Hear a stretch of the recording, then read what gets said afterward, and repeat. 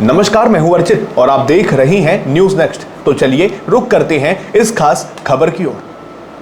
महाराष्ट्र की राजनीति में एक बार फिर बड़े बदलाव के संकेत मिल रहे हैं। राष्ट्रवादी कांग्रेस पार्टी यानी एनसीपी के दोनों गुटों के संभावित विलय को लेकर चर्चाएं गर्म हैं। इस बीच शिवसेना यूबीटी के सांसद संजय राउत ने एक ऐसा बयान दिया है जिसने राजनीतिक गलियारों में हलचल पैदा कर दी है। मुंबई में पत्रकारों से बातचीत करते हुए राउत ने कहा कि अगर एनसीपी के दोनों गुटों का विलय होता है तो वो इसका स्वागत करेंगे, लेकिन उन्होंने इस पूरी प्रक्रिया की चाबी दिल्ली के पास बताई है।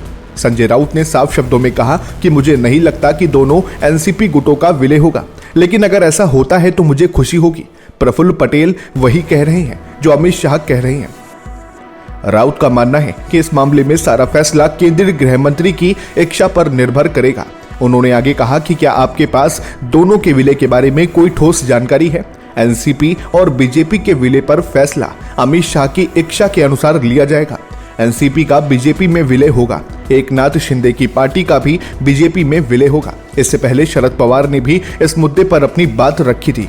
उन्होंने 4 फरवरी को साफ किया था कि दोनों गुटों के संभावित विलय पर अजीत पवार और जयंत पाटिल के बीच चर्चा हुई थी। बारामती में एक कार्यक्रम के दौरान पवार ने कहा था कि मुझे खुशी है कि सुनेत्रा पवार ने उप मुख्यमंत्री पद की शपथ ली है।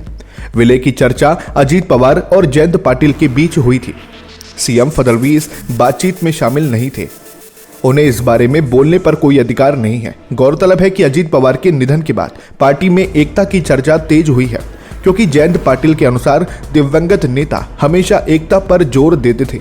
अब देखना यह है कि क्या अमित शाह की हरी झंडी के बाद महाराष्ट्र में सत्ता का समीकरण पूरी तरह बदल जाएगा।